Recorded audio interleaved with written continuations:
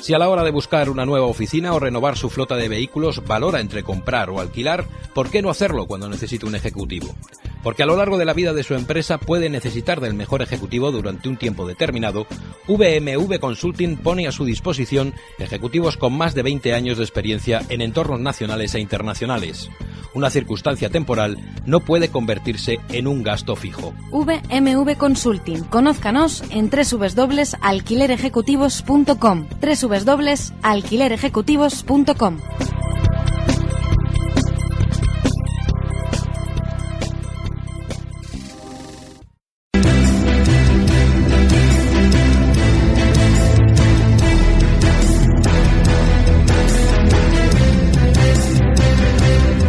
Un punto y seguido a la información en territorio lince.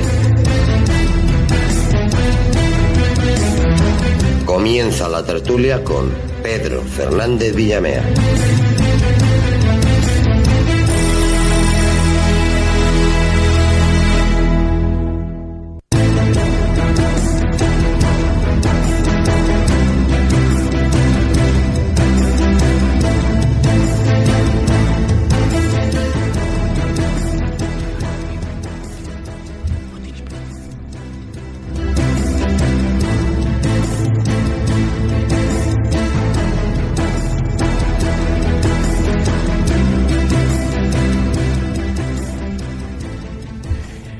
Aquí seguimos, 5 minutitos, pasan de las 8:30, una horita menos en Canarias. Según la ministra Báñez, lo mismo ya no va a ser una horita menos en Canarias, porque ella quiere que ya sea todo a la misma hora. Ahora arrancamos la tertulia y hablaremos precisamente bien de nuestra ministra de Empleo, que yo la he bautizado como la Illuminati, y hablaremos de ello hoy. Arrancamos la tertulia, nos acompaña aquí en el estudio nuestro abogado Francisco Javier Fernández José.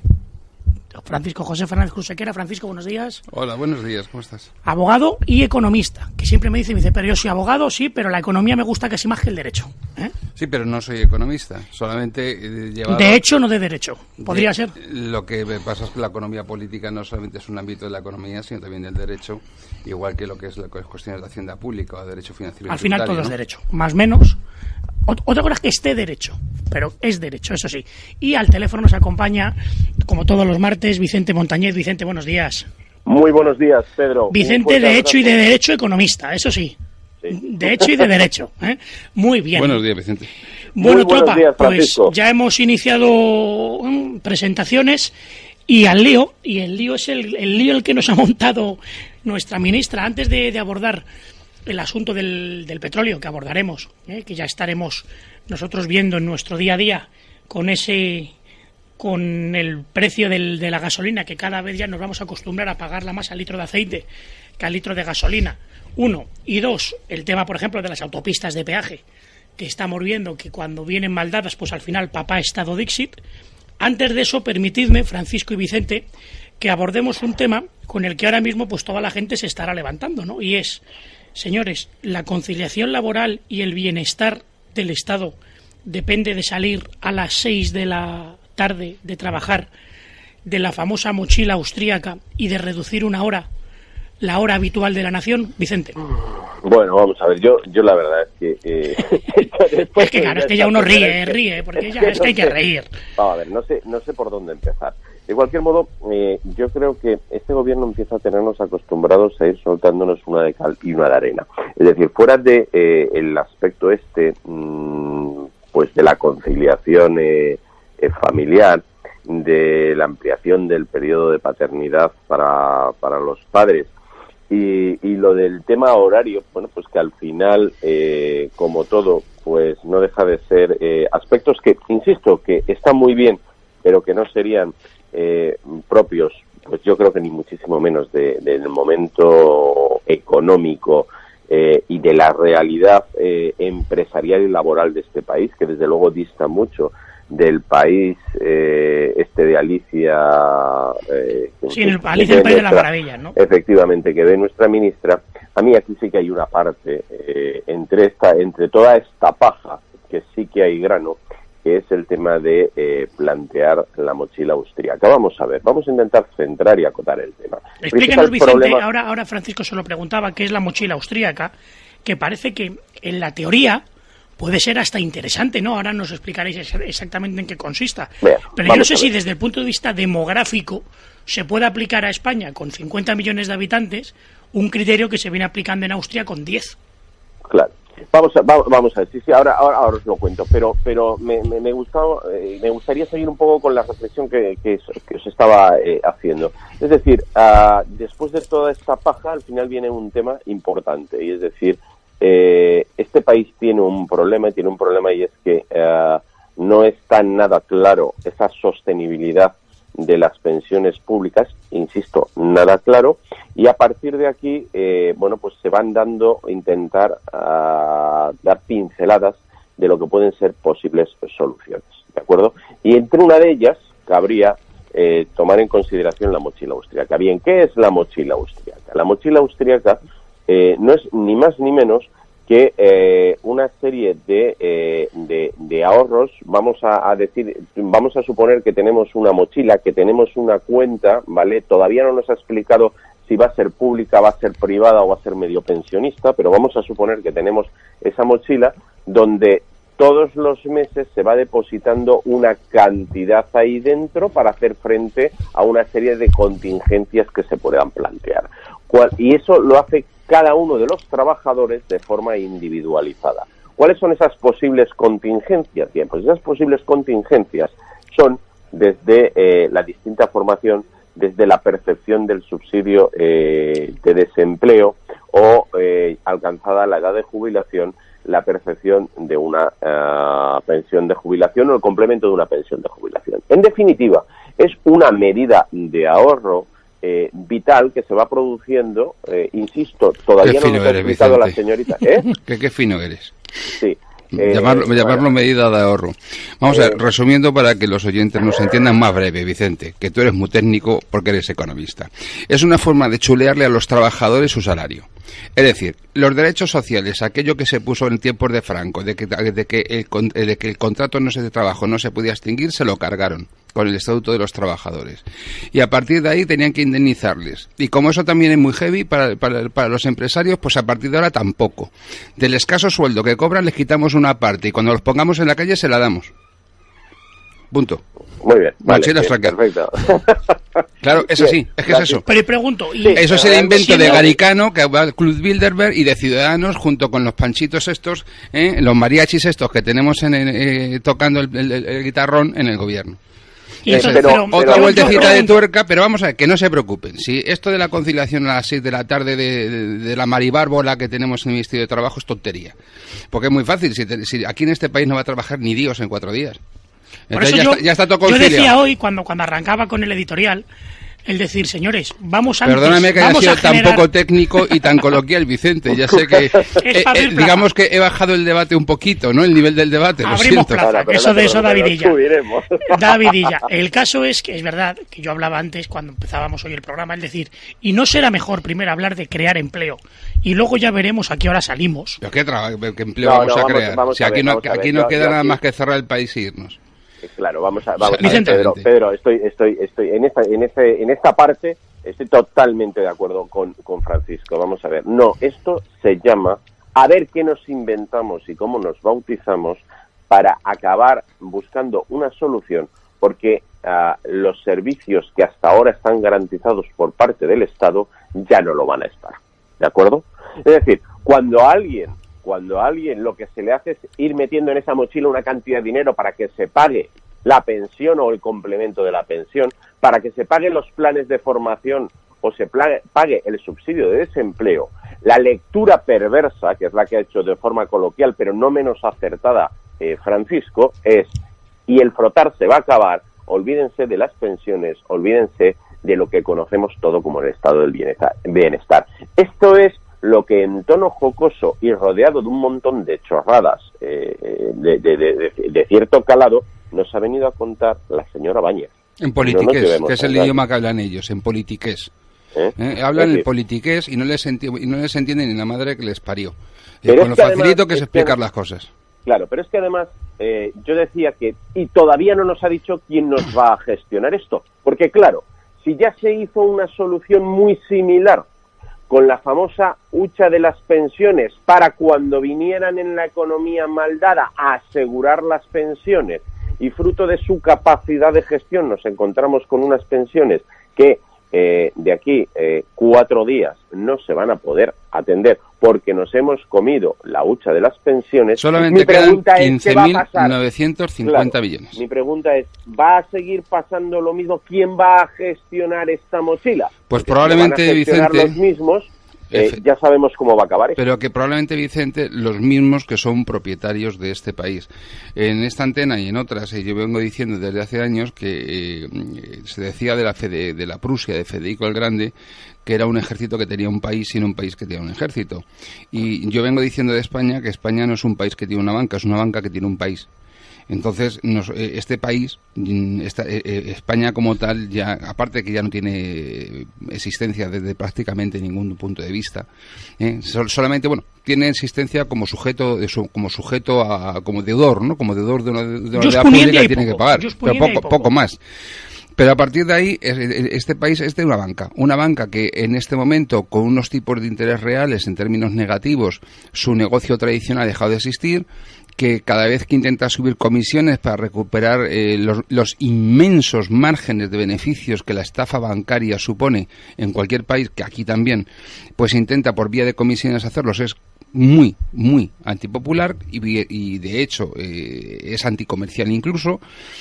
Ya están empezando a cobrar, y tú lo sabes, por los depósitos en los bancos de una o de otra manera. Queda muy poquito, pero incluso en el depósito de grandes capitales. Por lo tanto, tienen que darle, tienen el pufo de 5.500 millones de las autopistas en quiebra, que también se las tenemos que rescatar a los bancos. Ya hemos quebrado el país para rescatarles su inmensa burbuja con la que hicieron inmensos beneficios y con la que inflaron y endeudaron primero a la ciudadanía y luego al Estado. Y ahora lo que les queda es, de alguna manera, el darles alguna parte de la tarta. ¿Cuál? Pues si creamos esa mochila austríaca que tú dices y encima se la damos para que lo gestionen como fondo, pues eso que se llevan. Se están peleando por traerse los trozos y los despojos de la City, relativos despojos, claro, a Madrid, a ver si lo consiguen traerse a alguien, a la Autoridad Europea Bancaria, etcétera. Pero no hay visos por ninguna parte de que haya un atisbo de vida para la gente corriente, para la gente que se levanta por la mañana y trabaja, ni a corto, ni a medio, ni a largo plazo. ¿Y cómo puede ser entonces, Vicente y Francisco, yo os pregunto, que en este contexto que es real, por desgracia es pesimista, pero porque es realista? No es pesimista. Es realista. No es pesimista. Cuando tú llegas a un día al hospital y te dicen que tu abuelito se ha muerto, no están siendo pesimistas. Te están dando un dato. Realidades, claro. No, te están dando un dato. La cuestión, cuando un vaso tiene la mitad de agua, verlo medio lleno, medio vacío es un subjetivismo. Lo único que importa es el dato, y el dato el vaso tiene la mitad de agua. Aquí ahora mismo lo que importa no es si queremos deformar la realidad con un subjetivismo u otro.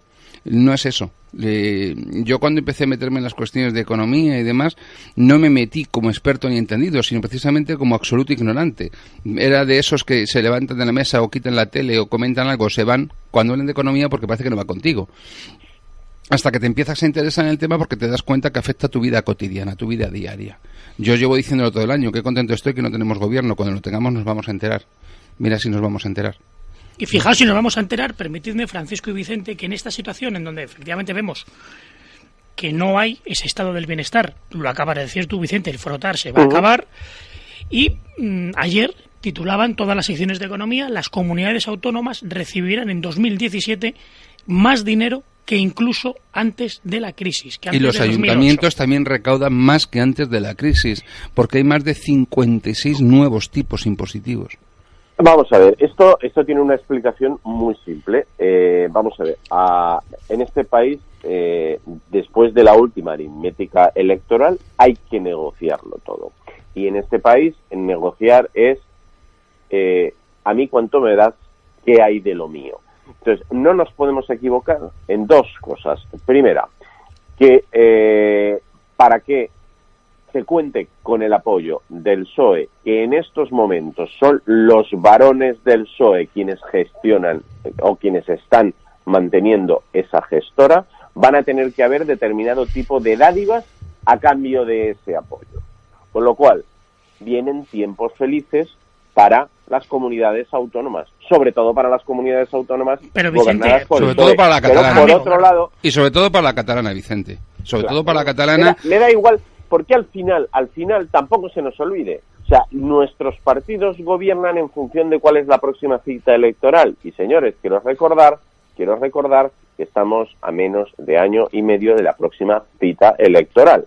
Y la próxima cita electoral se llama precisamente las autonómicas y las locales, con lo cual habrá que dotar presupuestariamente para tener recorrido en esa guerra de poder, ¿de acuerdo? Y esto básicamente es lo que está pasando, pero a partir de esa situación en la que hace un año o un año y medio, es decir, en el 2015, era el gran lastre del déficit público español, ahora en estos momentos, como políticamente interesa, ya no lo es, y vamos a darle, y es más, vamos a adelantarle a la situación del 2008 sus fórmulas de financiación. Y además vamos a seguir manteniendo una administración zombie que, por otro lado, cada vez es capaz de recaudar menos. ¿Esto en qué se traduce?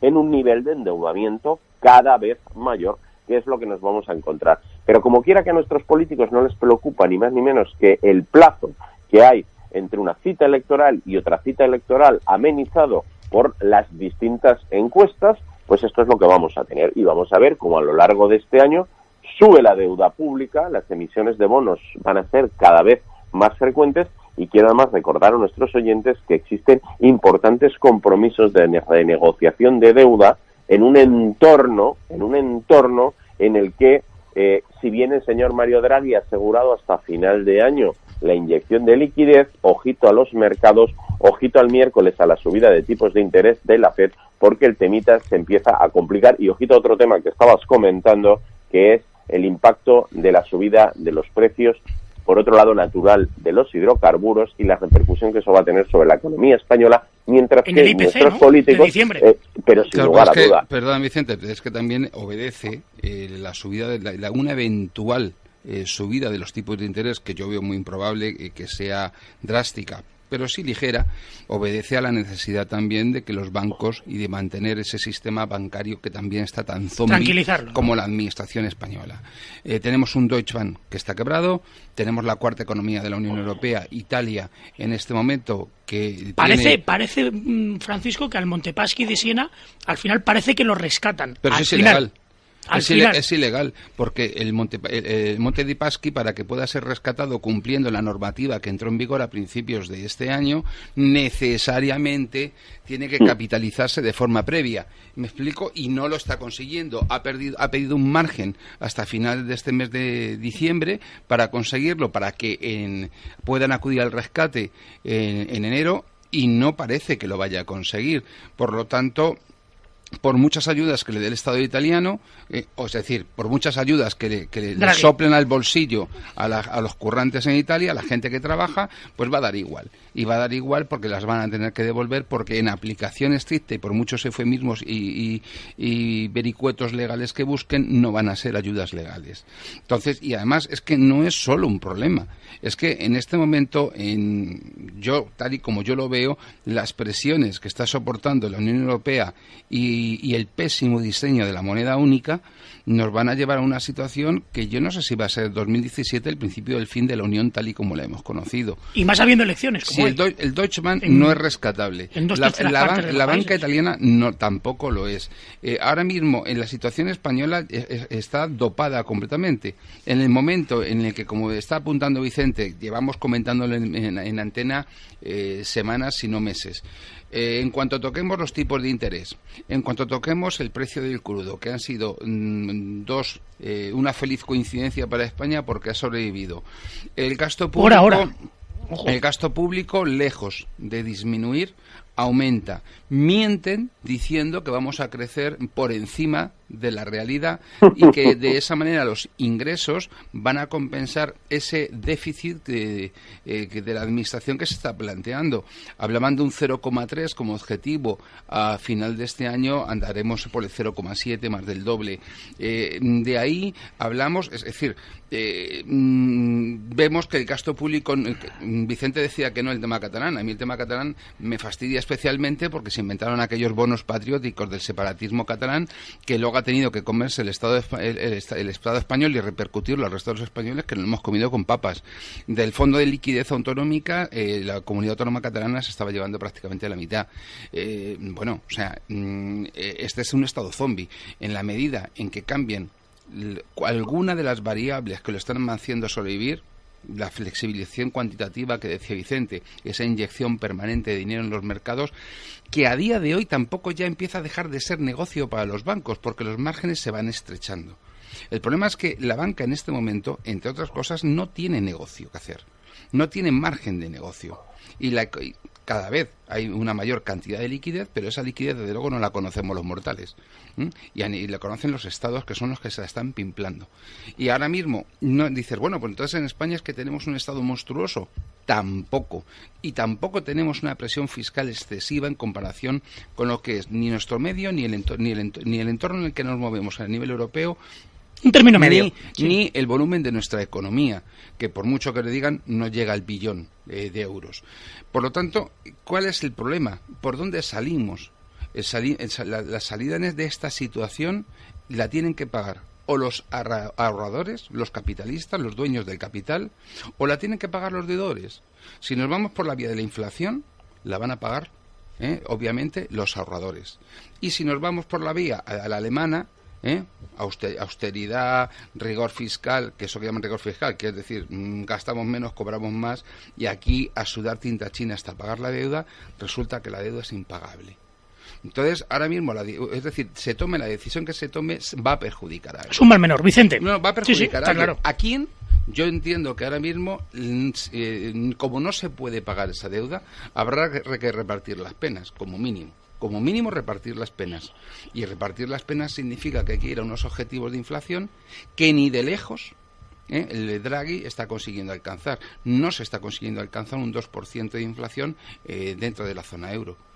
Por lo tanto, como recorte lo que es esa flexibilización cuantitativa, esa inyección de dinero que comentaba Vicente, que está garantizada hasta 2017, las cosas se van a poner mucho peor. En todo caso, desde luego, como dijo Churchill, lo que nos espera son sangre, sudor y lágrimas. Vicente.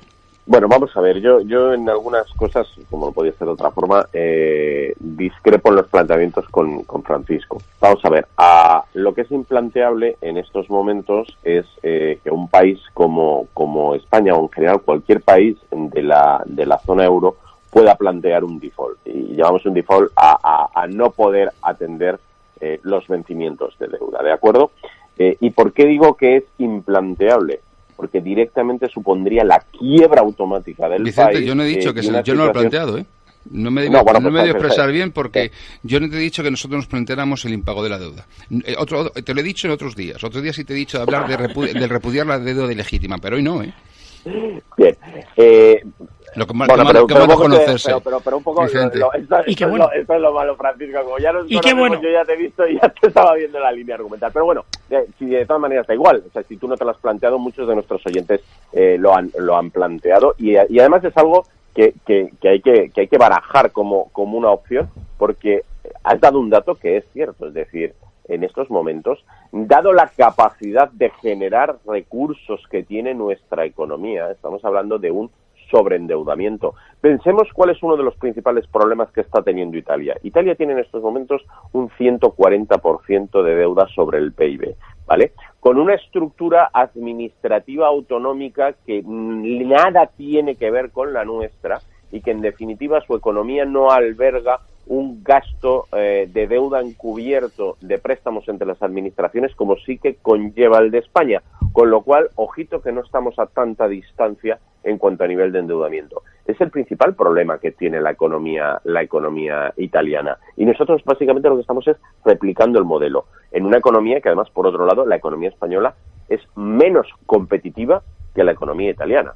Es decir, nosotros estamos hablando de unos ratios de competitividad muy bajos, con una tasa de desempleo solamente mejorada por Grecia. Es decir, nuestro escenario, ese punto de partida que nos venden en base a incrementos de PIB de la fortaleza de nuestra economía, es inexacto. Es decir, que una economía crezca en términos de PIB dista mucho de cuáles son los parámetros que le dan fortaleza y garantía y sostenibilidad a esa economía. Y si hay algo que nosotros no tenemos es sostenibilidad, porque está basado básicamente en un modelo puramente de servicios y además de servicios de bajo valor añadido. Y estoy pensando en el turismo. Es decir, esto sería tan simple, y Dios quiera que no pase, como que tengamos un atentado aquí, como los que han habido en otros países competidores nuestros en el ámbito turístico, y automáticamente le metemos un plumazo y un viaje de un 8, un 10% a nuestro PIB. Y todo ese crecimiento del que se le llena la boca y en función del cual están realizando todas las proyecciones macroeconómicas, se nos va. Y a diferencia de otras economías, nosotros no tenemos plan B, porque nuestra economía productiva propiamente dicha es bastante deficitaria, ¿vale? Ya, pero Vicente, fíjate, desde el punto de vista macro yo suscribo todo lo que has dicho, pero además hay que hacer un matiz. La gente no vive de la macroeconomía.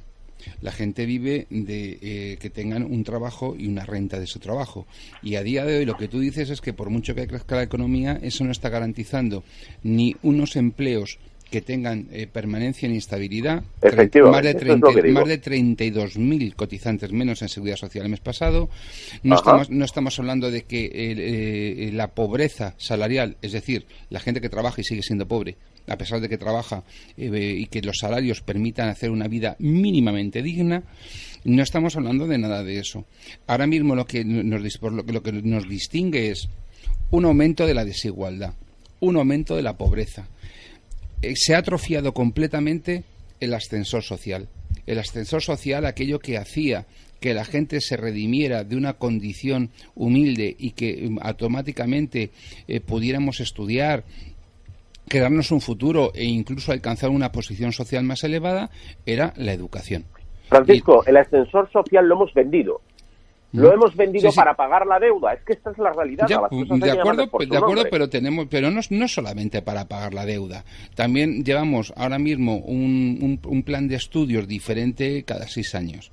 Y un país que cada 6 años se inventa una historia, unas matemáticas, una religión, una ciencia, una física, y que le dice que hay niñas con pene y niños con vulva en los colegios, como hace la imbécil que tenemos de presidente de la Comunidad de Madrid, pues obviamente...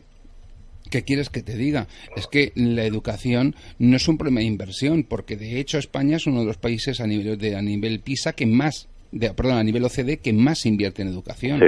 Pero sin embargo fracasamos no como consecuencia de la falta de gasto, sino como consecuencia de la manipulación ideológica de la educación. De los contenidos, obviamente. Y de los contenidos y de los métodos, porque lo que radica también el error es la concepción de la persona.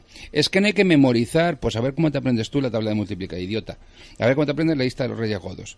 Es decir, es que hay que hacer prácticas de filosofía del derecho. Tú eres tonto desde que tu padre y tu madre eran novios. Vas a hacer prácticas de filosofía del derecho, chaval. Es decir, pues sí, y ves a la gente en la universidad haciendo prácticas. Atiendan bien los oyentes, prácticas, método empírico de algo especulativo como es la filosofía. Es decir, la gente que dirige este país, ¿cómo te diría yo? Borderline es poco. O sea, es que tienen mala leche. Es que yo creo que hacen las cosas, yo ya he llegado a la conclusión que es que no es que sean incompetentes ni malos. Es que son idiotas perdidos. No se puede hacer peor.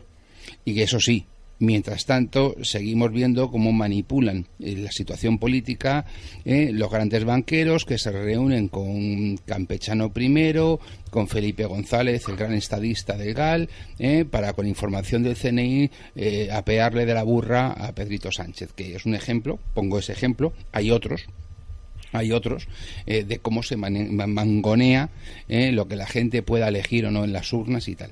Entonces, de verdad, la pregunta que tú y yo lo que yo creo que tú y yo estamos haciendo aquí esta mañana es ofrecerle a los oyentes una interpretación de la realidad que no sea de los sicarios de las tertulias ad hoc, de las tertulias al uso de los dos grandes grupos mediáticos, para que puedan a la vista de lo que está ocurriendo, no solamente comprender la realidad, sino determinar su conducta y adaptar su propósito y sus planes a lo que nos va a tocar vivir.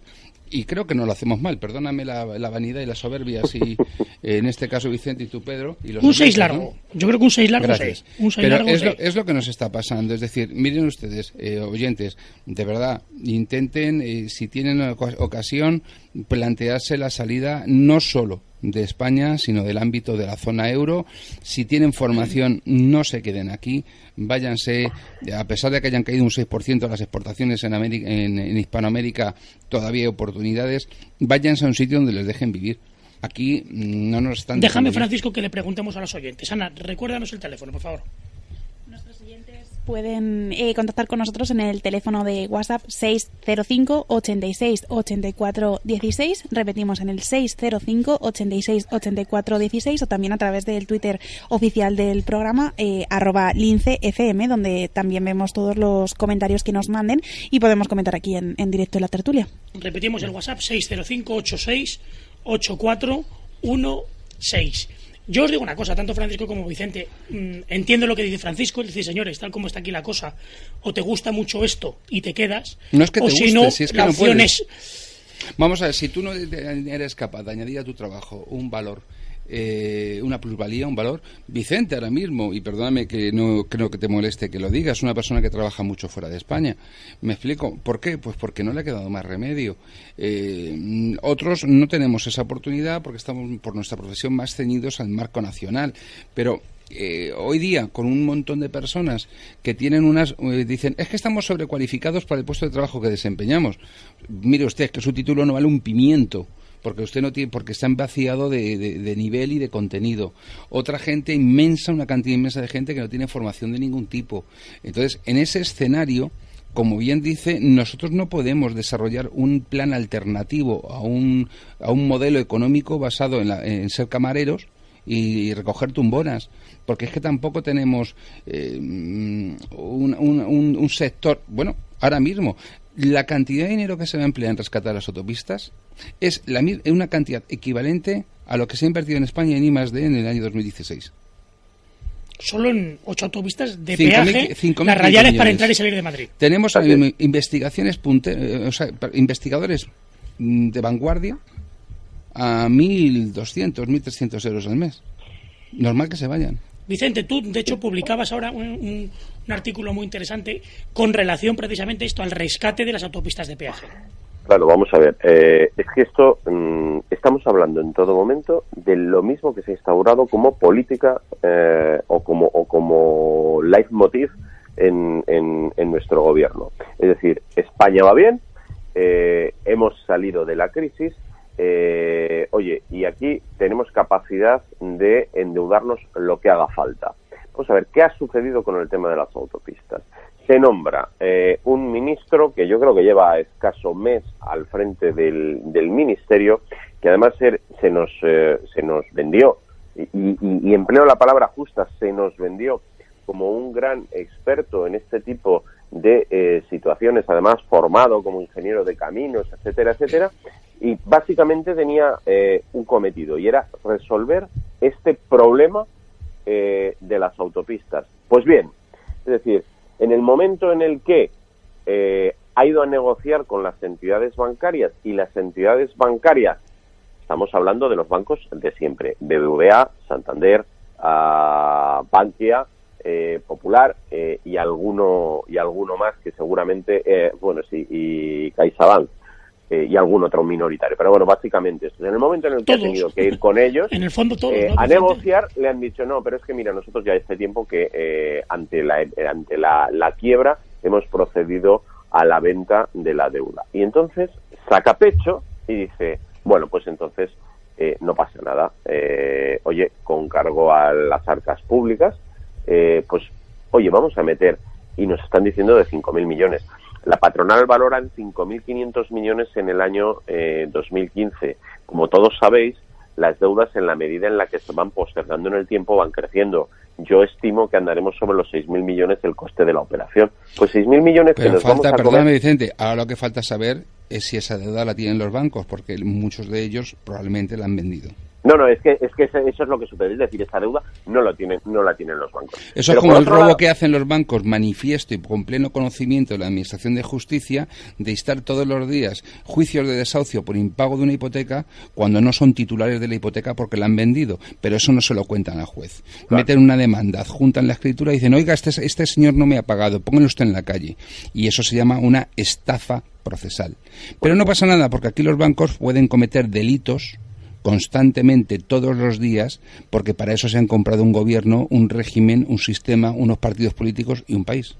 Pues como bien has definido, Francisco, aquí estamos hablando de lo mismo, con la diferencia de que aquí lo vamos a pagar absolutamente todos los españoles. Y lo vamos a pagar todos los españoles en un marco regulatorio, en un marco presupuestario que todavía no está aprobado, ni tan siquiera por Bruselas, y hablo del marco, no del presupuesto, que eso todavía le queda un poquito más, en el que ni tan siquiera están asegurados los 16.000 millones que necesitamos para cumplir el déficit. Bien, de los cuales hemos tenido una reforma que vino a presentarnos hace unos días el señor Montoro y el señor de Guindos, donde hemos subido la presión fiscal sobre nuestras empresas. Y yo estoy seguro que además eso va a provocar lastrar la competitividad de nuestras maltrechas empresas, ¿de acuerdo? Porque al final este país no es el IBEX 35. Pero Vicente, el 90% si quieren subir la recaudación, el sistema es justo el diametralmente opuesto al que plantean.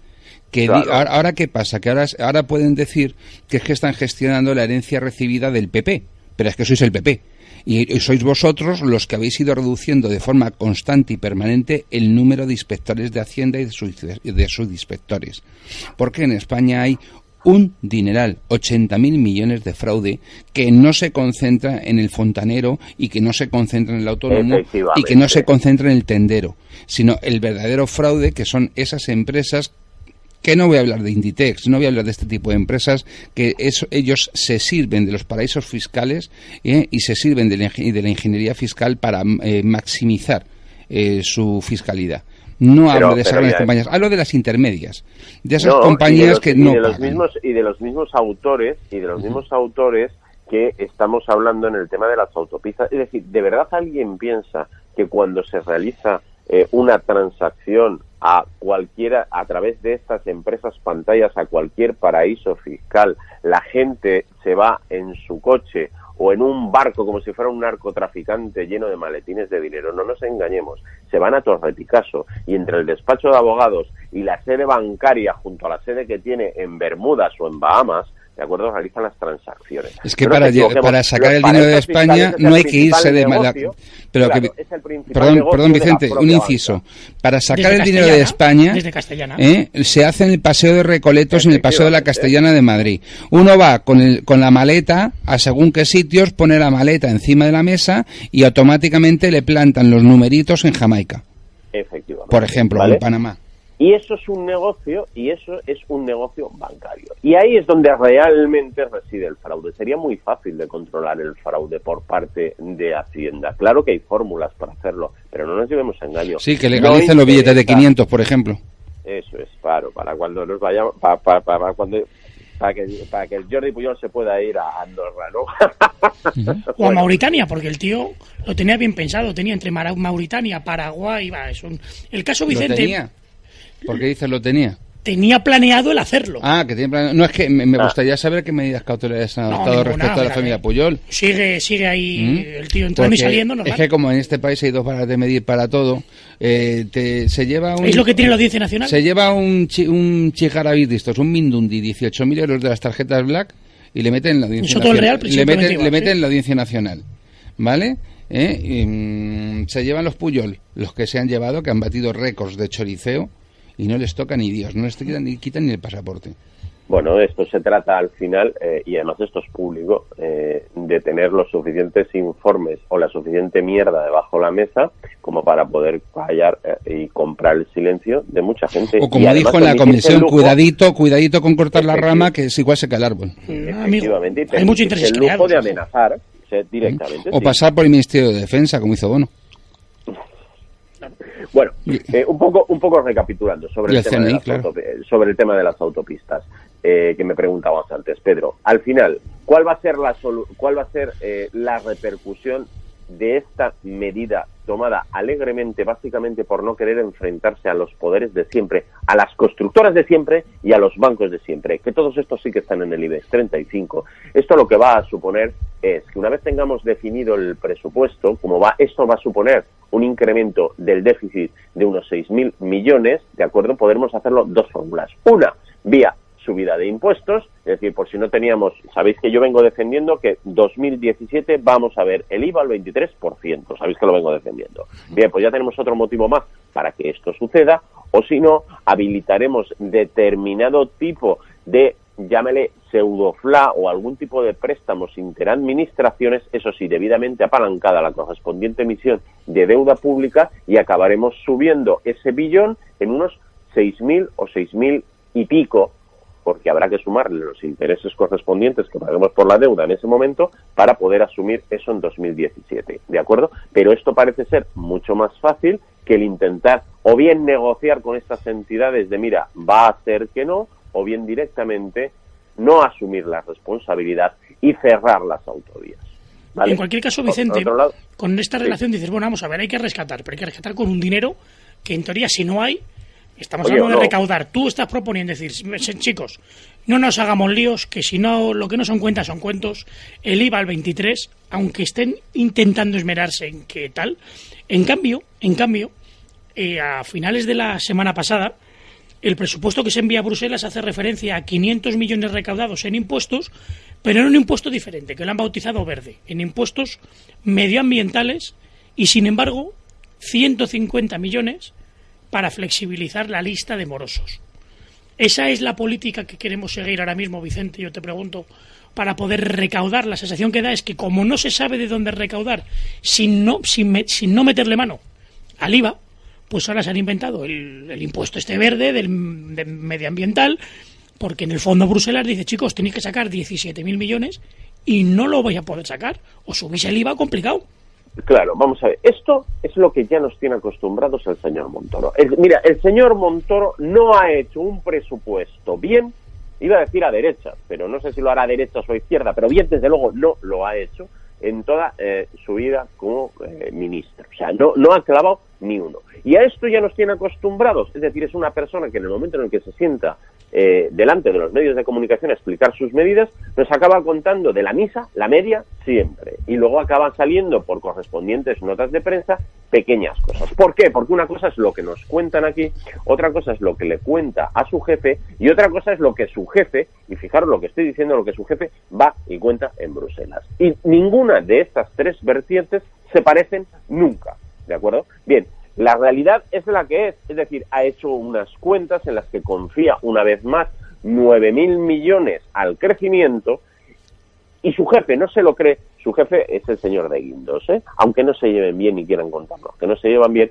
y luego sobre todo Bruselas tampoco se lo va a creer. Bueno, pues por el camino voy inventándome lo que haga falta, pero la realidad es que se conseguirá aprobar un marco, y fijaros lo que os digo, un marco presupuestario en el cual estemos condenados y ya hayamos aceptado contra unos presupuestos un objetivo de déficit, y en ese momento sí volverá a salir con esas gafas verdes a decirnos, bueno, es que hemos tenido algún problemita, no se sabe muy bien el qué, ¿vale? Y nos pondrá el IVA al 23%. Con la voz que pone esa voz de jienense afincado en Madrid, ¿verdad?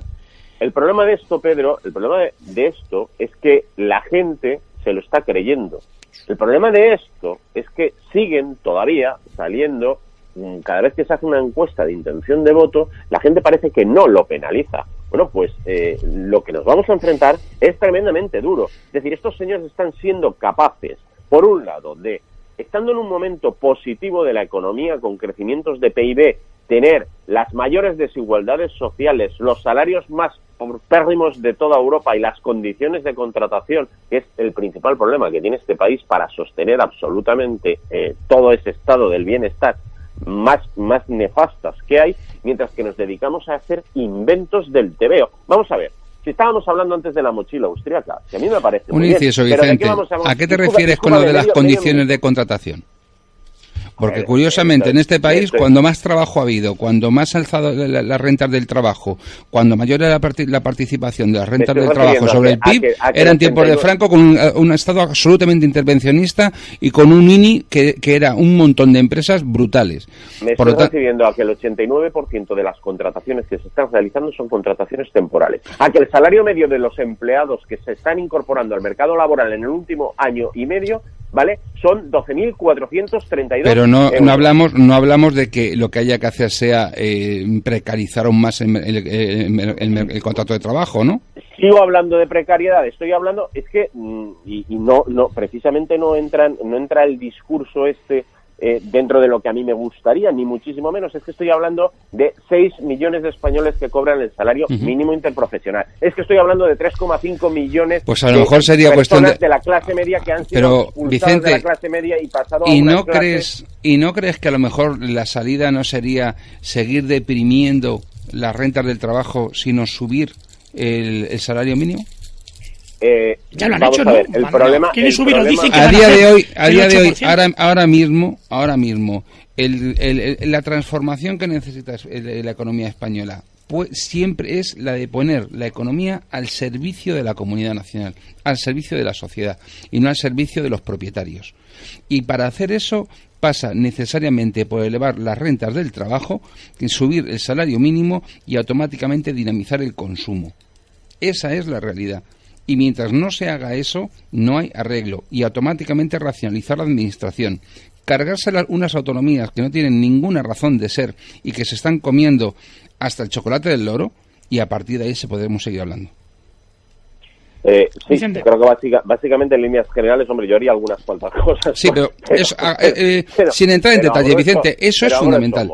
Vamos a ver, aquí el problema es que nos hemos pensado que los gobiernos y los capitales crean empleo.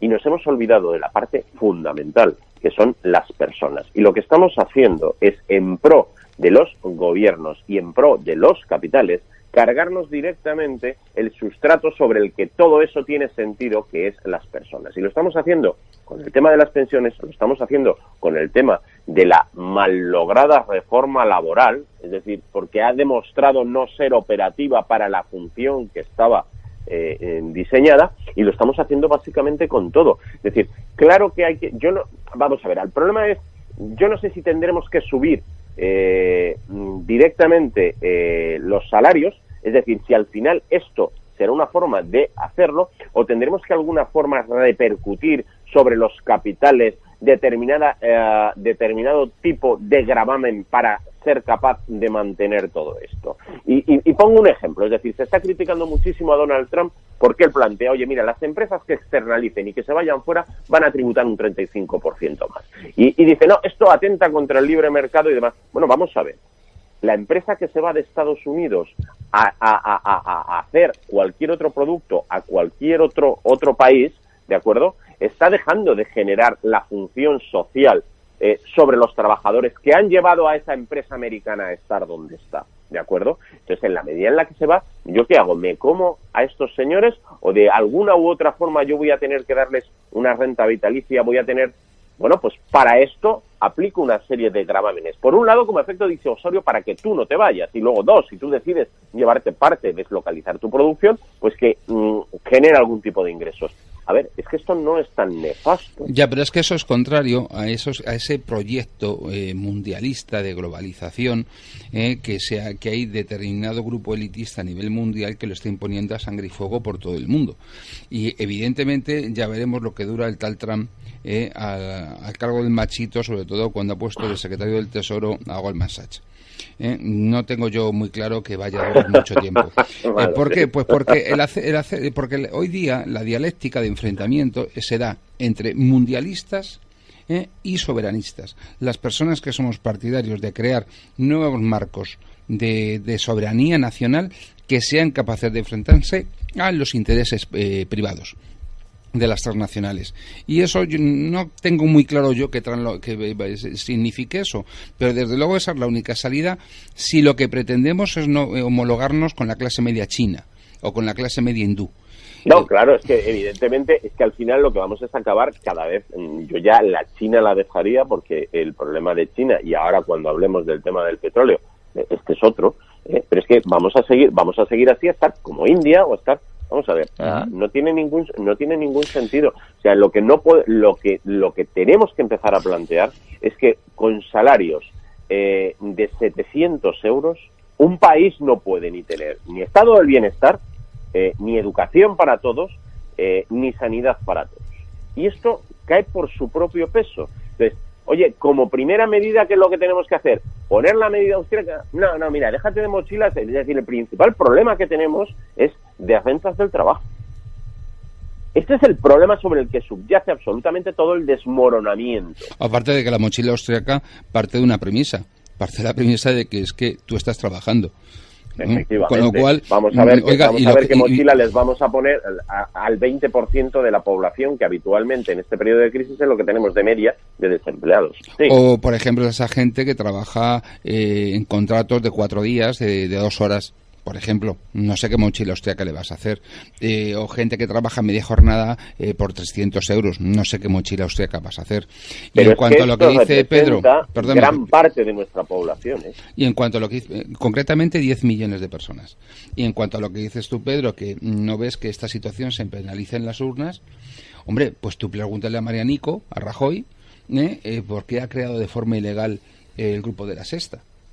Porque es que en este momento hay 2 grupos de información que se llevan Soraya, para ser exactos, que se llevan más del 80% del mercado de la publicidad, que es de lo que viven los medios de comunicación, y que evidentemente vamos a ver, solo por comparación, ¿os acordáis la que se organizó cuando Esperanza Aguirre aparcó en el carril bus de la Gran Vía para un cajero? Ayer se tiraron 3 coches con los policías nacionales de pro ahí tirando de placa con un par, porque claro, para eso usted no sabe con quién está hablando, ¿verdad? Jodiendo ahí el carril bus, y perdón se me ha escapado el taco, lo siento, discúlpenme la audiencia porque es una falta de respeto que no quería cometer. Pero fastidiando, no, es que fastidia. Sí, verdad, o sea, fastidia que es que, vamos a ningún ciudadano normal en Madrid se le ocurre parar en la Gran Vía. A nadie. Porque sabes que automáticamente tus nietos van a seguir pagando la multa. Y sin embargo esta gente llega, aparca el coche blindado, la escolta, no sé cuántos, en medio de la Gran Vía para que la enana esta se vaya al Primar a comprar lo que le dé la gana. Hombre, es que no cuidan ya ni la estética. Y no la critica nadie. No la critica nadie. A ver si aparece hoy Ferreras en La Sexta, o aparece el Follonero, o aparece el Wyoming dándole caña. No. Eso es panota. Permitidme que hagamos un pequeñito receso, son las 9:25. Volvemos en 3 minutitos, Vicente, y si te parece vamos a abordar muy importante, que nos va a afectar también al bolsillo del que estás hablando tú ahora. Estamos hablando de salarios de 700 euros, estamos hablando, como tú dices, de un estado del bienestar, que en el fondo es un estado zombie, más que estado del bienestar. Y queremos ver hasta qué punto, Vicente, con la reunión del sábado de los países productores de petróleo, esto en qué nos va a afectar. Ojo, ya no solo en el precio en sí de la gasolina, sino todo lo que gira, y más un país como es España, que es importador de petróleo, todo lo que gira nuestro día a día y de lo que dependemos en el día a día España del petróleo. Pausa, Vicente, y volvemos.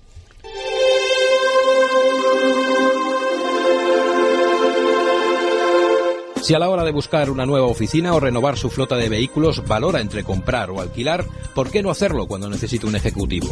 Porque a lo largo de la vida de su empresa puede necesitar del mejor ejecutivo durante un tiempo determinado. VMV Consulting pone a su disposición ejecutivos con más de 20 años de experiencia en entornos nacionales e internacionales. Una circunstancia temporal no puede convertirse en un gasto fijo. VMV Consulting. Conózcanos en www.alquilerejecutivos.com. www.alquilerejecutivos.com.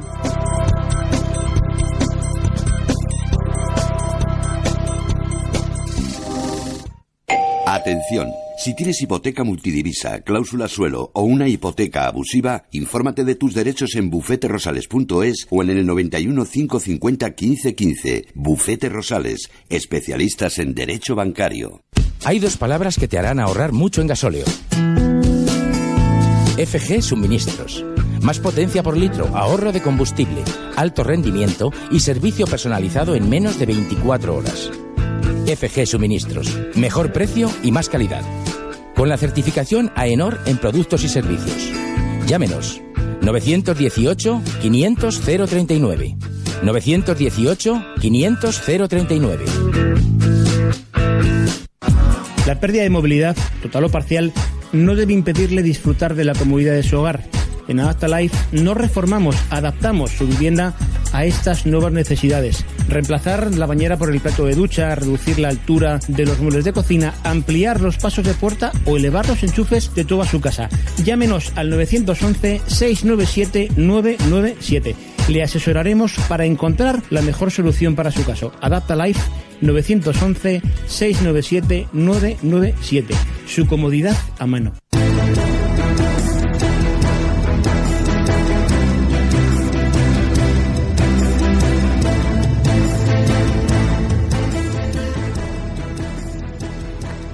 Tres minutos, aquí seguimos, 3 minutitos, faltan para las 9:30, 1 horita menos en Canarias, al menos por ahora, salvo que la Illuminati de nuestra ministra quiera ponernos la misma hora que Inglaterra y Canarias, que puede ser, por ahora, 1 hora más en la península.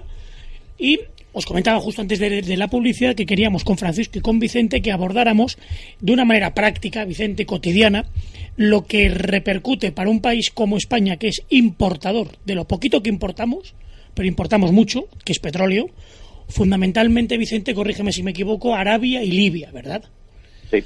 Y todo ese petróleo que importamos, bueno, pues sabemos que el sábado se decidió reducir casi 2 millones de barriles diarios de petróleo, y eso tiene una repercusión directa para un país completamente importador de petróleo como es España, un crecimiento de casi un 5% en el valor diario del combustible, con lo que eso conlleva, Vicente, para el IPC y para la inflación de un país que, no nos engañemos, por mucho lobby medioambiental que haya, seguimos viviendo y dependiendo del petróleo, Vicente.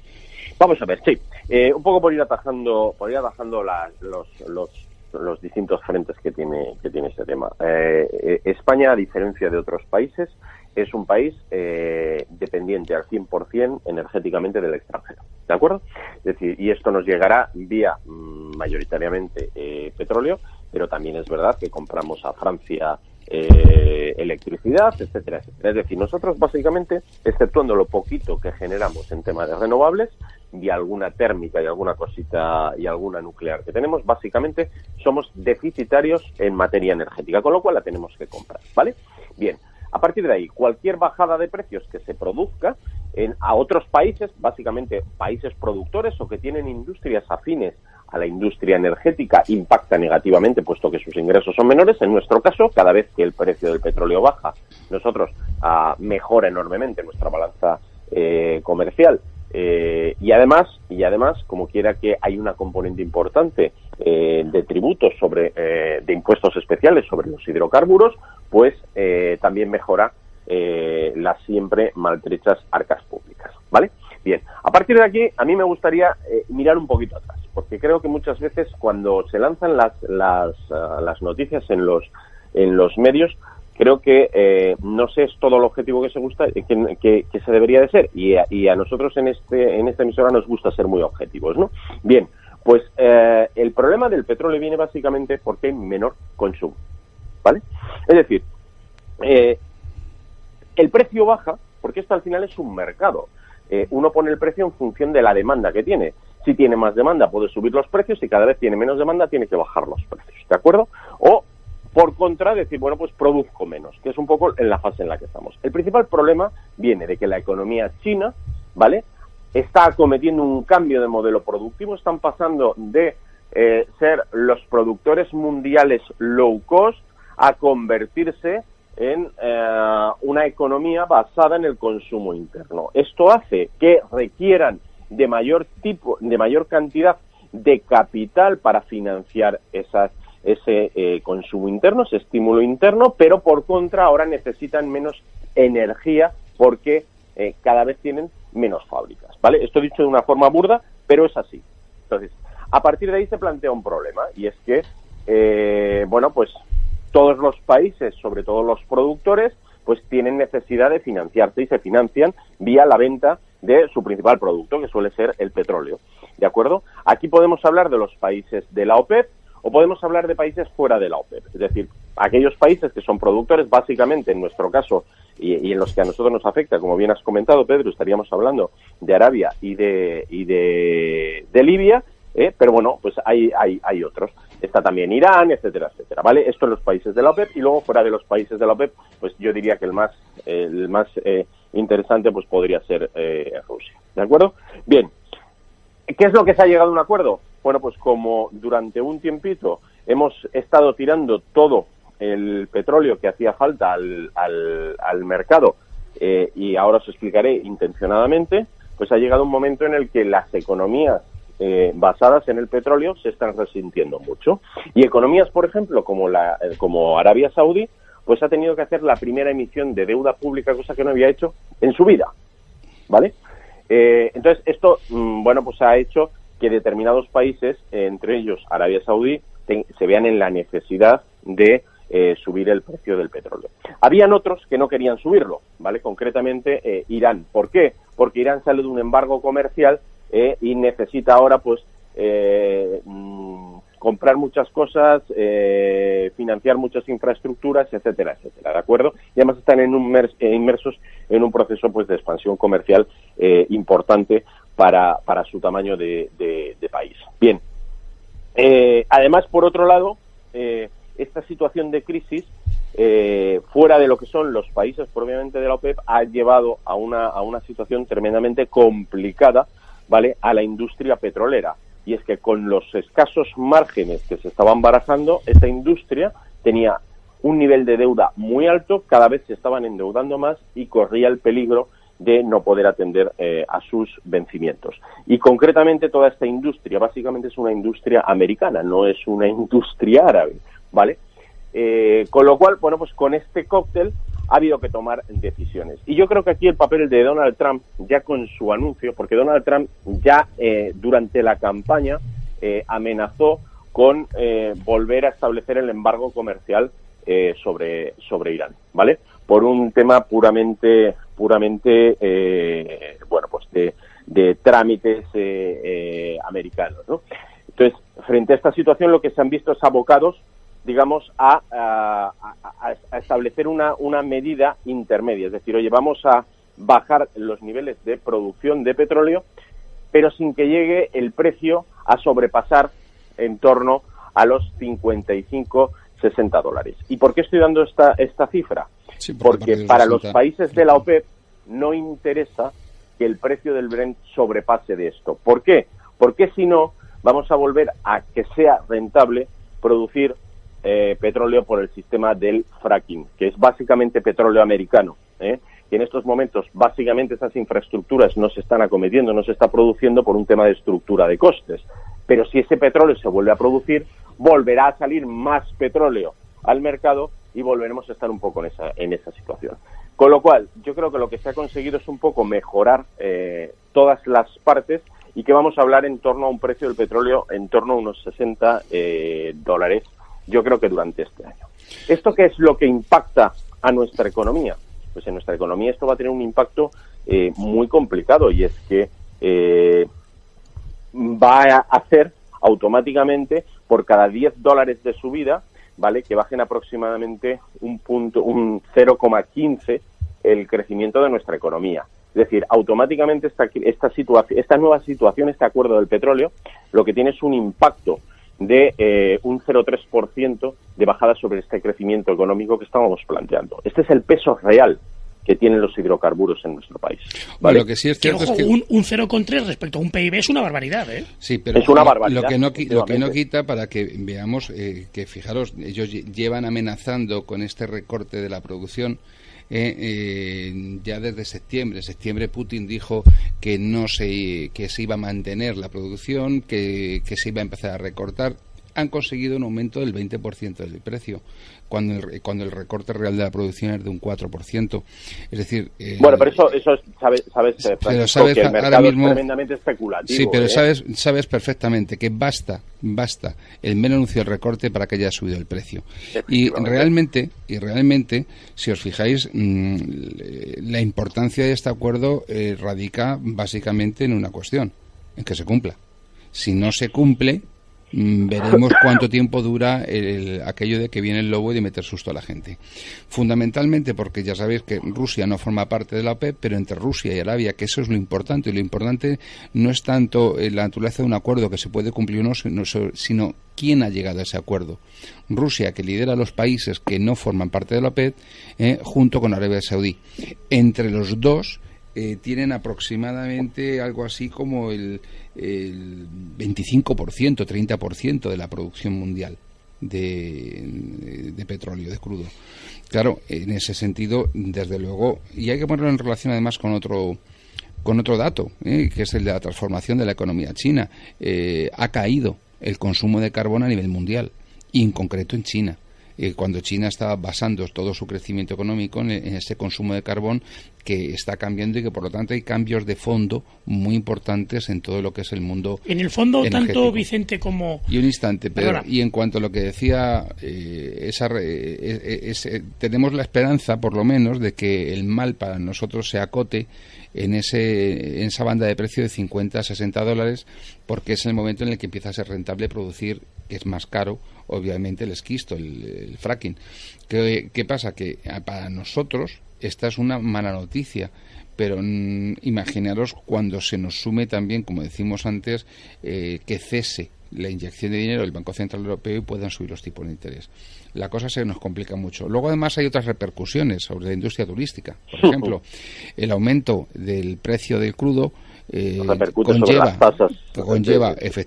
repercute también sobre lo que es el coste de los precios de los vuelos, y eso va a significar que de una u otra manera se va a encarecer el volar hasta España. Bueno, yo creo que efectivamente el impacto que va a tener sobre el crecimiento es superior al que nos están diciendo, porque insisto en que no me creo las cifras de crecimiento que maneja el gobierno. No creo que vayamos a crecer un 3,4 y que esto se acote a la 10ª parte de ese crecimiento.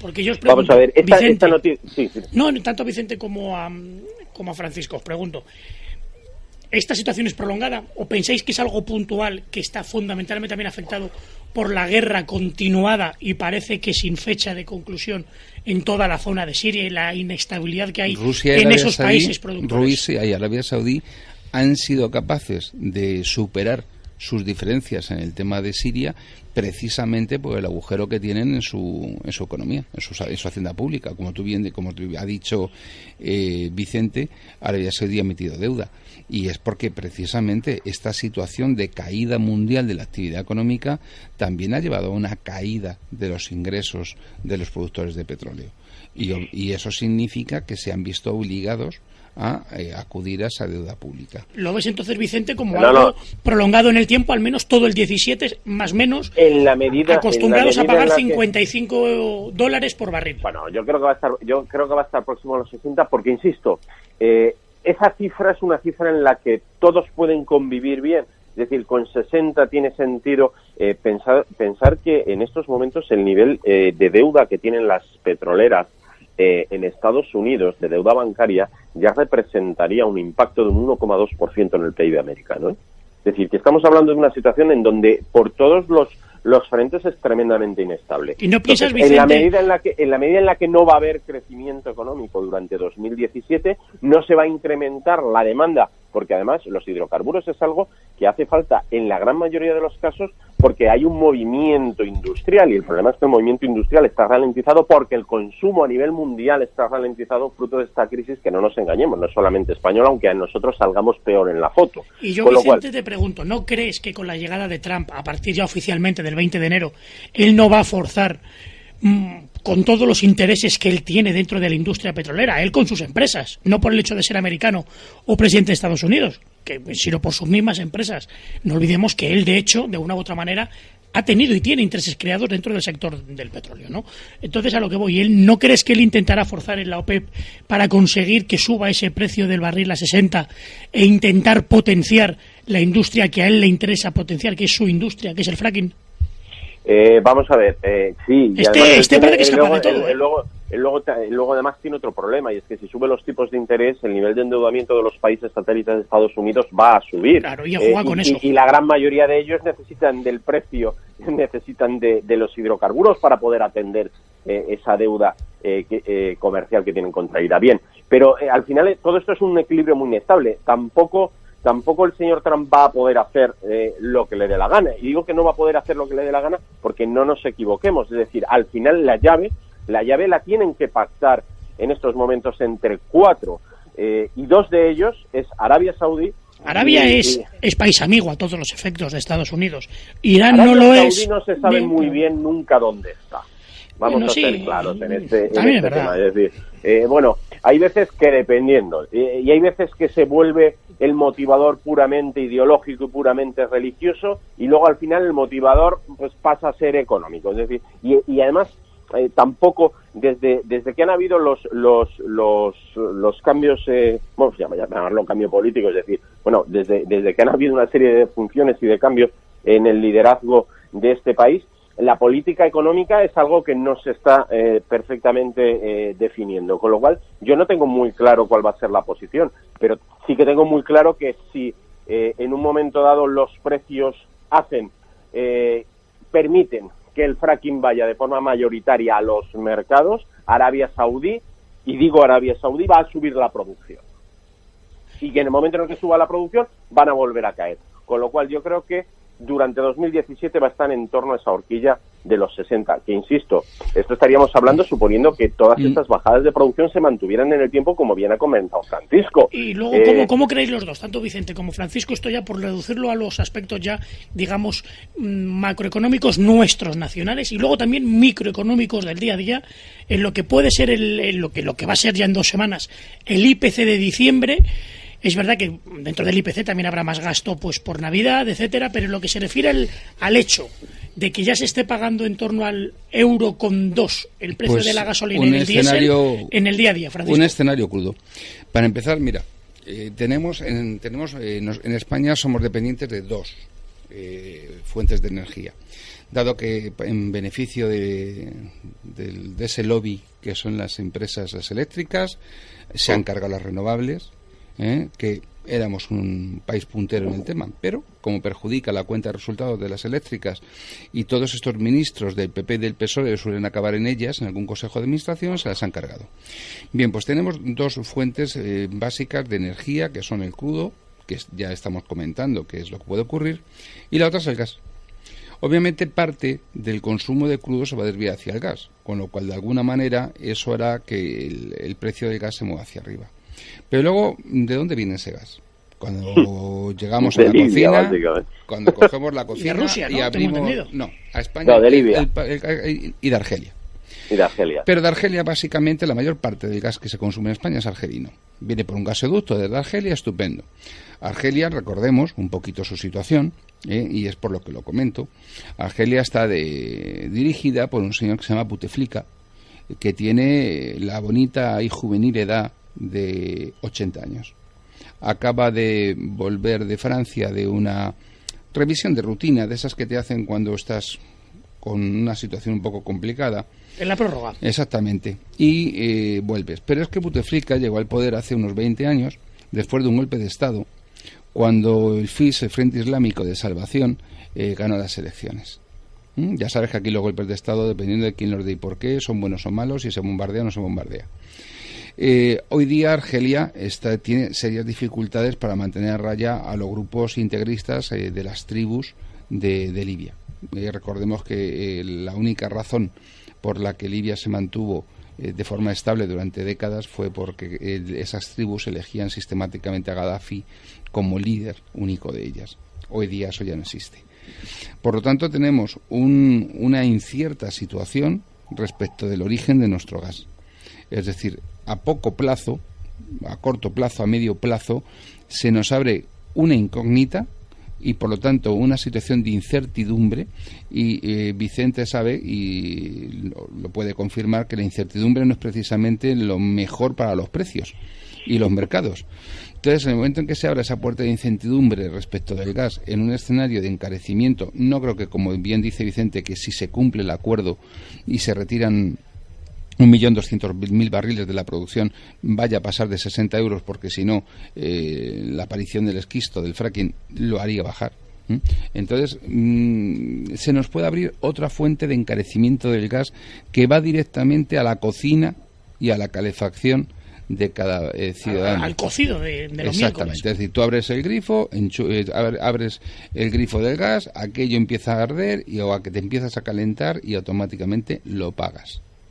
Entonces, esa es la situación. Desde el punto de vista energético, como bien decís, la salida de España era buscar fuentes de energías renovables que favorecer todo lo que hiciera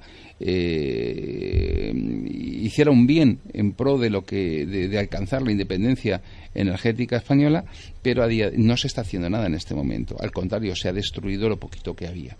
Por lo tanto, uno, el capítulo del petróleo ya lo hemos comentado. Dos, el capítulo del gas tampoco parece que se aventure en buenos tiempos. Vicente. Vamos a ver, sí, yo creo que en lo que puede ser el IPC de diciembre, que era tu primera pregunta, yo creo que el impacto de esto, bueno, pues realmente no va a ser excesivo, es decir, el IPC va a subir por otros temas. Creo que sí que va a tener un impacto en 2017, pero a mí me preocupan dos cosas, aparte de que, bueno, lo que ha comentado Francisco es un hecho, y estoy totalmente de acuerdo con todo, ¿no? Pero yo creo que hay dos cosas. Por un lado, la disminución de los ingresos por parte vía impuesto de hidrocarburos. Esto es algo preocupante, porque lo que no se obtenga por ahí se va a tener que obtener por algún otro sitio y por alguna otra vía. Y dos, una pérdida de competitividad vía incremento de precios sumado a ese IPC de nuestras empresas. Es decir, al final, si somos dependientes energéticamente y el precio nos sube, es peor para el gobierno porque no ingresa, pero también nuestra economía se resiente. Y con una tercera derivada que además ha comentado, no solamente se resiente el proceso fabril, que desgraciadamente cada vez tenemos menos, sino que también el sector turístico y el sector servicios y el sector consumo en general. Con lo cual, en nuestra economía no es una buena noticia, y lo único que me cabe esperar es que, bueno, pues en esa línea de los $60,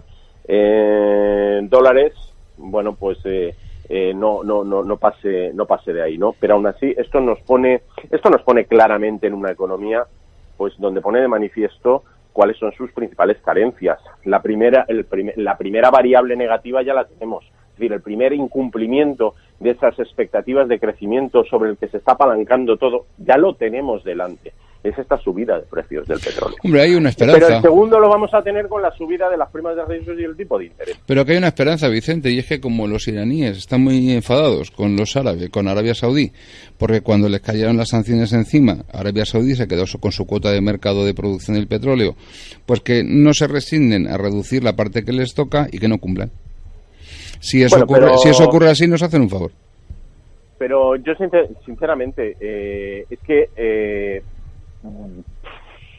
ellos están barajando unos umbrales. Si pensemos que vamos a decir algo bueno, porque luego la gente que nos está escuchando se van a cortar las venas a las 10 y 10, ¿eh? No, pero es que Francisco, yo no puedo decir algo que no sea verdad. Eso es. Bueno, pues lo que yo digo es verdad. Arabia Saudí se quedó con la cuota de mercado iraní, igual como los iraníes no quieren recortar, igual no cumplen, oye, y de carambola nos vienen bien dadas y conseguimos, oye, que no suba tanto. Oye, y algo bueno hay. Sí. Por ser positivo. Pero yo creo que Rusia no lo va a dejar. Y al menos quedémonos con que hay gas y hay petróleo. Y que hay dinero para pagarlo. Otra cosa es cuándo y con cuál. Eso de que hay dinero para pagarlo, pensemos la cantidad de impuestos tan grande, tan brutal, que eso, Vicente, que pagamos en el surtidor. Si te parece, para antes de Navidad nos lo dejamos como deberes. Aquí ya en el estudio, si bien esta semana, si bien la próxima, vamos a hacer un desglose del litro de gasolina entre impuestos directos e indirectos, para que sepamos realmente, cuando uno está echando ese oro líquido, bien, negro, en realidad cuánto es para Montoro, cuánto es para De Guindos, cuántos para los amigos de Montoro y de Guindos. ¿Y cuántos son en comisiones? Sí, pero que algo se lleva también. Zarzuela, dicen, ¿no? Que lo mismo pillaba algo, Zarzuela. Lo hacemos también en la factura de gas y lo hacemos también en la factura de la electricidad, ¿os parece? ¿Ya puestos? Por eso todo en general, es decir, que la gente sepa,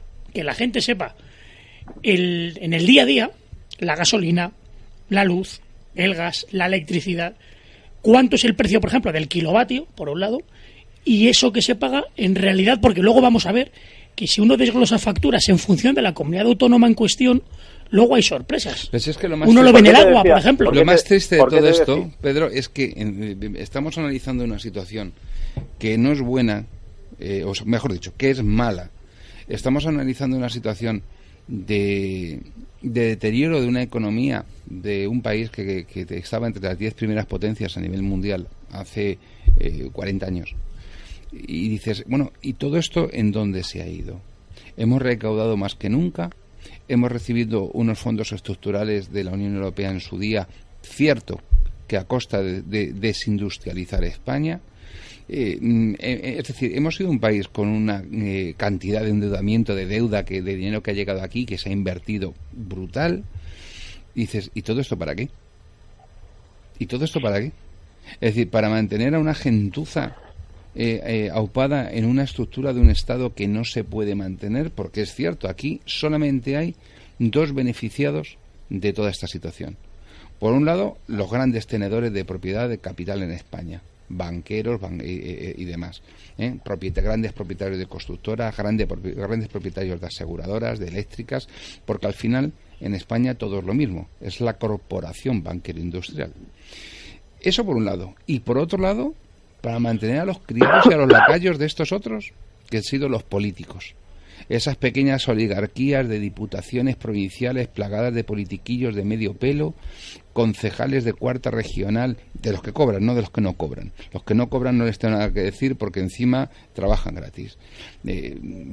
Funcionarios de partidos, subvenciones a partidos políticos, subvenciones a momios de pretendidas ONGs como la de la autora de la fechoría de la memoria histórica en Madrid, Paquita Osorquillo, el Movimiento por la Paz, el Desarme y la Libertad, dinero que hemos destinado a promover las amazonas feministas lesbianas del Perú, por ejemplo.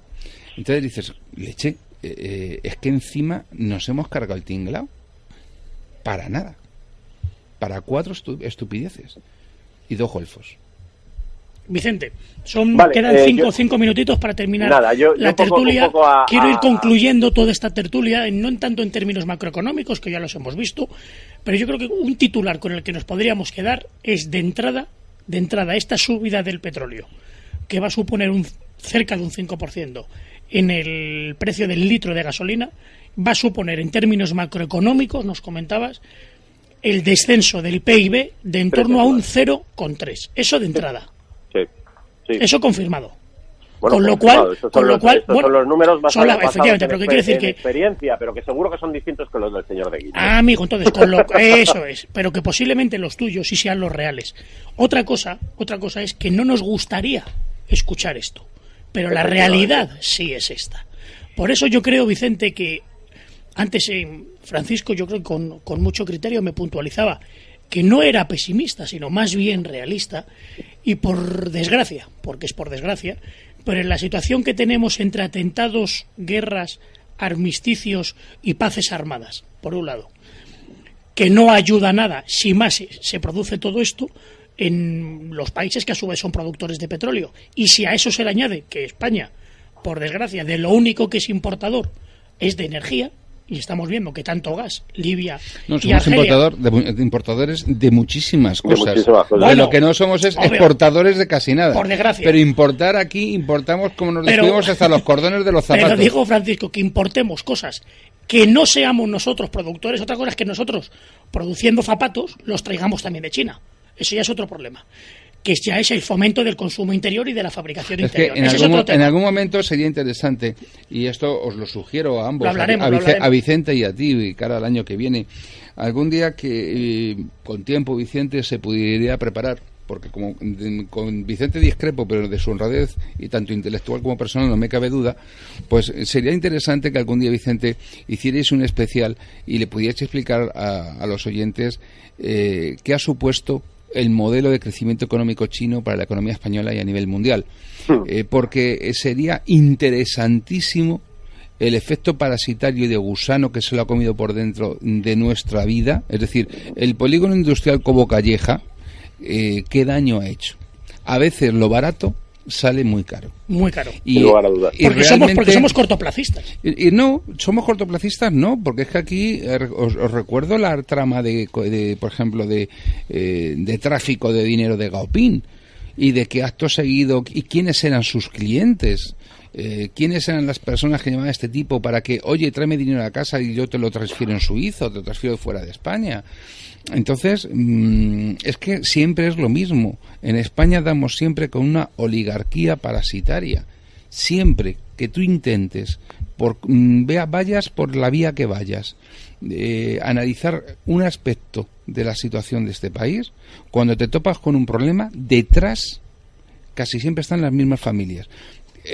Todo el problema de Cataluña en este momento se resume en una cosa muy sencilla: 300 familias de la burguesía de Barcelona, ni tan siquiera de Cataluña.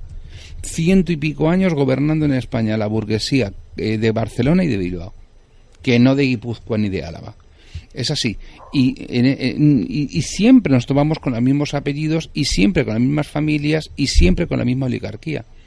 Y no hay manera humana, hasta ahora no la ha habido por lo menos, de erradicar el poder e influencia de esta gente, porque nunca se ha erradicado ni el origen de ese poder y de esa influencia.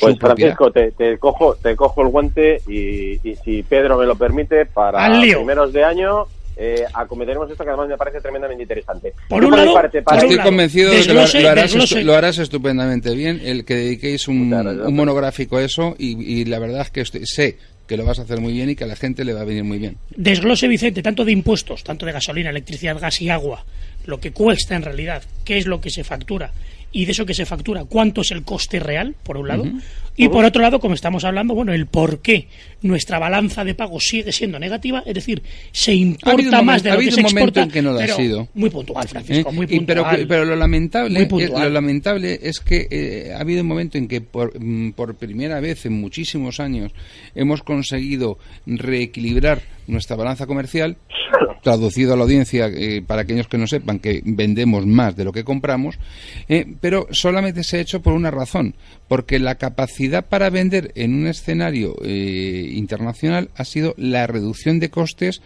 consistente básicamente en reducir salarios.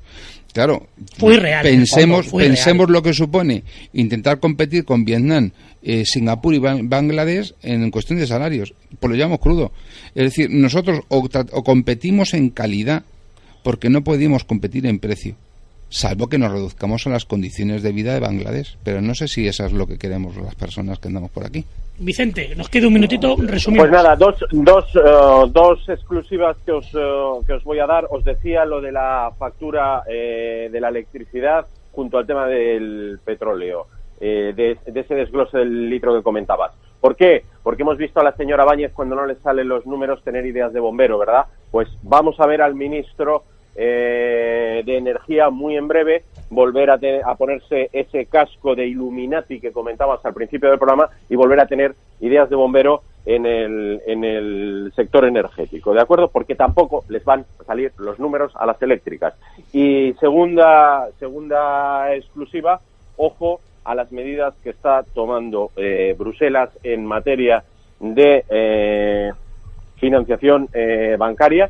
Y digo financiación bancaria porque volvemos a hablar de las famosas subprime, de subrogación de venta de pequeños paquetitos, en este caso de préstamos personales y préstamos de empresas. Hay una discrepancia y yo creo que estamos en otro de los detonantes de esa crisis en W que se va a plantear en 2017 en la zona euro. Nos quedamos, Vicente, Francisco, con el tema más importante, como yo os digo, para nuestro día a día, para nuestros números macroeconómicos a nivel España y microeconómicos, que la yo llamaría crisis o situación, digamos, irregular del petróleo, va a tener su repercusión, quizá no directamente, que sí, en este IPC de diciembre, pero sí ya diaria en nuestro bolsillo, que de entrada estaremos pagando un 5% más del precio de los combustibles, en primer lugar. En segundo lugar, para un país como España, que es importador, como sabemos, de mucho, por desgracia, pero de más aún, y de forma necesaria, porque no lo fabricamos nosotros, de las fuentes energéticas, y hay que partir de la base que esto nos va a suponer un coste, en palabras de Vicente, en torno a un descenso del PIB de 3 décimas, que en términos macroeconómicos es mucho, mucho dinero. Vicente Montañez, mil gracias, un fuerte abrazo por estar con nosotros. Te vemos el jueves aquí con nosotros en el estudio y en la tertulia. Un fuerte abrazo. Efectivamente, mil gracias a todos. Recordaros que podéis seguirme en mi página web, www.vicentemontañez.es. Un abrazo, Pedro, un abrazo, Francisco, y otro nos vemos para ti. pronto. Nos vemos el jueves. Un fuerte abrazo, Vicente. Francisco. Y al final, pues como siempre, solamente una profecía. Espero equivocarme, pero estoy convencido que en 2017 entraremos en recesión. Y entraremos en recesión porque no hay. Ten en cuenta que, a pesar de estar hablando más de una hora de economía, no hemos tocado otra cuestión esencial, que es la inmensa burbuja de deuda pública que existe. Con lo cual, esperemos que yo me equivoque, pero mucho me temo que no va a ser así y que en 2017 España entrará en recesión y las cosas se van a poner mucho más duras. En fin, Francisco, agradecerte que esta semana, si no la próxima, seguimos aquí. Perfecto. Y tenemos pendiente, como ya vemos, el desglose tanto de los impuestos como, Vicente, precisamente, entre todos. Creo que entre todos podemos, y sobre todo, analizar y quedarnos con eso, que también el mayor fomento de lo nuestro es el consumo también de lo nuestro. Sí, bueno, siempre y cuando haya dinero para poder consumir, que ese es el pequeño matiz. Pero habiendo algo, si lo hay, el consumo de lo nuestro favorece también lo nuestro y a los nuestros. En fin, pues nada más que mucho agradecerte que me hayas vuelto a invitar, recordar a la audiencia los blogs que vengo haciendo, La Gran Partida y derechopenal.es, y yo solamente a quien espero volver antes de Nochebuena y que podamos volver a charlar. Fijo, aquí estaremos. Terminamos hoy nuestra tertulia, como sabéis, hoy en términos macroeconómicos y microeconómicos, pero en el fondo hablando de lo que a ti y a mí nos interesa, lo nuestro y por supuesto también a los nuestros. Pausa y volvemos con